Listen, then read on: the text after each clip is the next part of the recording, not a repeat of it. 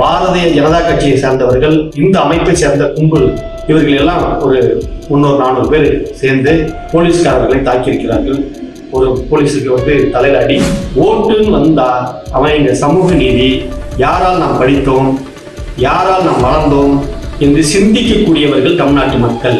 அதனாலதான் இங்க பாரதிய ஜனதா கட்சி வளரவே இல்லை, வளர முடியாமல் அப்படியே இருக்கிறது. ஒரே நாள்ல பாருங்க, ஸ்டாலின் அந்த உங்களுடைய நீங்க போட்ட பிளான நேத்து மாலை அப்படியே உடச்சி எரிஞ்சுட்டா பாருங்க. 144 தடை உத்தரவு போட்டாரு, உங்களால கலவரம் பண்ண முடியல, தீர்ந்து போச்சு.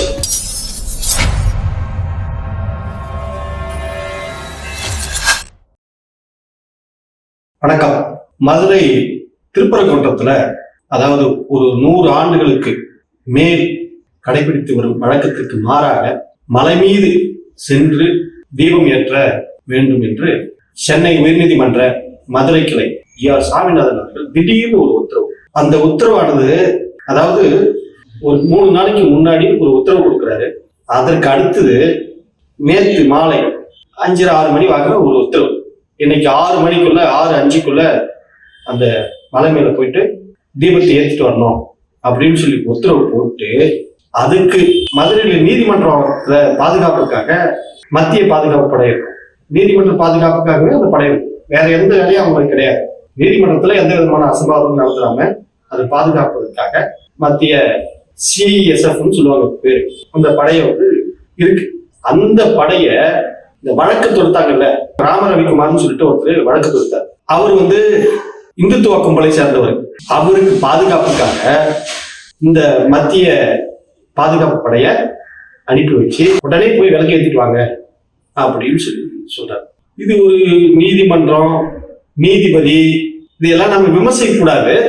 இருந்தாலும் ஒரு நீதிபதியினுடைய வேலை இல்லை, உத்தரவு போடுறது மட்டும்தான் உங்களுடைய வேலை. அது அந்த வழக்கு எப்படிப்பட்ட வழக்கு? 1920 இருந்து 2025 இப்போது வரை, அதாவது ஒரு 105 ஆண்டு காலம் இருக்கிற பிரச்சனை, நடந்துட்டு இருக்கக்கூடிய பிரச்சனை. ஒரு 100 ஆண்டு ஒரு பிரச்சனை ஓடிட்டு இருக்கு. அந்த பிரச்சனை சம்பந்தமா ஒரு நீதிபதி திடீர்னு ஒரு உத்தரவு போட்டு அதை அமல்படுத்தணுன்றதுக்காக அவங்க நீதிமன்றத்தை பாதுகாக்கிறதுக்காக ஒரு மத்திய ரிசர்வ் படை இருக்குல்ல, அதை உடனே அனுப்பி கையோடு அனுப்பி அந்த உத்தரவை அமல்படுத்த நடவடிக்கை எடுத்திருக்காங்க. இது எதுக்காக பண்றாங்க அப்படின்னு கேட்டா, இதன் மூலமாக இந்த நாட்டுல, தமிழ்நாட்டுல ஒரு மிகப்பெரிய ஒரு கலவரத்தை உண்டு பண்ணணும்ன்ற நோக்கத்தை தாண்டி அதுல வேற எதுவுமே கிடையாது. அந்த உத்தரவை நம்ம அப்படிதான் பார்க்கணும். ஒரு நீதிபதியாகப்பட்டவர் உத்தரவு போடுவதோடு நின்று இருந்தால் அவர் யாருக்கு வேண்டுமானாலும் சாதகமாக திருப்பி கொடுத்துட்டு போட்டோம், அதுக்குள்ள நம்ம பிரச்சனை இல்லை. ஒரு டிஜிபிக்கு உத்தரவு போடுறாரு, ஒரு கலெக்டருக்கு உத்தரவு போடுறாரு அப்படின்னு சொல்லி கேட்டா, இவரே ஒரு கலெக்டரை நியமனம் பண்ணி இவரே போய் அமல்படுத்துங்க அப்படின்னு சொல்லுவாரா? சொல்ல முடியுமா? உத்தரவு போட்டா அதுக்கு கீழே இருக்கக்கூடிய, அந்த உத்தரவுக்கு கீழ்படக்கூடிய அதிகாரிகள் தான் அந்த நடைமுறைப்படுத்த வேண்டுமா ஒழிய நீதிபதியே அதை கையில் எடுத்துக்கிட்டு ஒரு வேலையை செய்துன்றது இது திட்டமிட்டு தமிழகத்தில் ஒரு கலவரத்தை உண்டு கொள்வதற்காக நடந்த ஒரு ஏற்பாடு. இது மிக ஆபத்தான போக்கு. அங்க நேற்று பாருங்க, உடனே இந்த உத்தரவு வந்த உடனே தமிழ்நாடு முதலமைச்சர் அதிரடியான ஒரு நடவடிக்கை எடுத்திருக்காரு. மிக மிக அதிரடியான நடவடிக்கை. உடனே 144 தடை உத்தரவு போட்டு அந்த கோவிலை சுத்தி யாரும் கூடக்கூடாது, யாரும் நடமாடக்கூடாது அப்படின்னு சொல்லிட்டு 144 தடை உத்தரவு போட்டு அங்க எல்லாத்தையும் கலைஞ்சு போக சொல்லிட்டாங்க. அப்ப RSS, இந்து முன்னணி, பாரதிய ஜனதா கட்சியை சேர்ந்தவர்கள், இந்த அமைப்பை சேர்ந்த கும்பல், இவர்கள் எல்லாம் ஒரு 300-400 பேர் சேர்ந்து போலீஸ்காரர்களை தாக்கியிருக்கிறார்கள். ஒரு போலீஸுக்கு தலையில அடி, காயம், கையில ரத்தத்தோட பிடிச்சிட்டு போறாரு. எப்படியோ ஒரு பெரிய கலவரத்தை திட்டமிட்டு இருந்தார்கள். அதை தமிழ்நாடு முதலமைச்சர் அவர்களுடைய திட்டத்தை உடைத்து எரித்து விட்டார். அப்படிதான் சொல்லணும். தமிழ்நாட்டுல இன்னும் 3-4 மாதங்கள்ல தேர்தல் வர இருக்கிறது. அந்த தேர்தலை மையப்படுத்திதான் பிஜேபி, RSS, இந்துத்துவ கும்பல்கள் இந்த வட மாநிலத்துல போல, அதாவது பாபர் மசூதியை இடித்து அங்கு உத்தரப்பிரதேசல ஆட்சியை பிடித்த மாதிரியும் ரத யாத்திரை நடத்தி ஒரு கலவரத்தை தூண்டி அதன் மூலமாக ஆட்சியை பிடிச்சிடலாம் அப்படின்னு தான் அவங்களுடைய திட்டம். தமிழ்நாட்டில் எடுபடாது.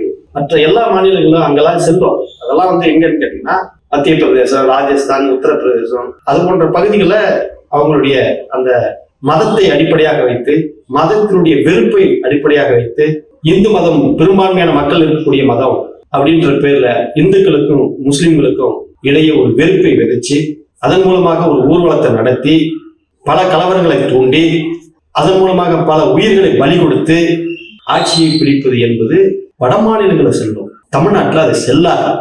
திரும்ப திரும்ப பிஜேபி அந்த முயற்சி தான் செய்து கொண்டே இருக்கிறது.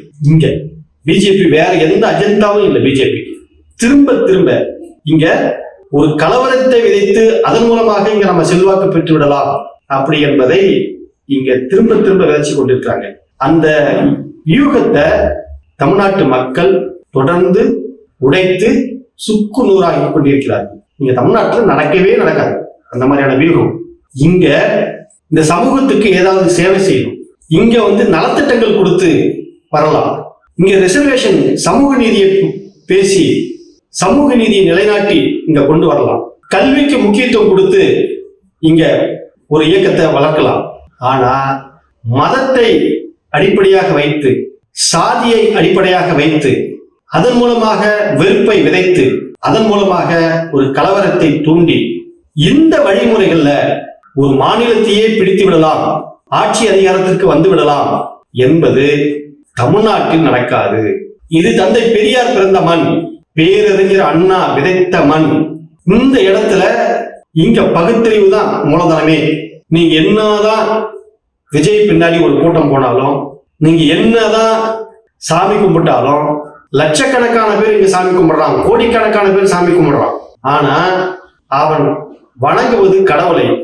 அப்படியே வந்துட்டு ஓட்டுன்னு வந்தா அவன் இங்க சமூக நீதி, யாரால் நாம் படித்தோம், யாரால் நாம் வளர்ந்தோம் என்று சிந்திக்கக்கூடியவர்கள் தமிழ்நாட்டு மக்கள். அதனாலதான் இங்க பாரதிய ஜனதா கட்சி வளரவே இல்லை, வளர முடியாமல் அப்படியே இருக்கிறது.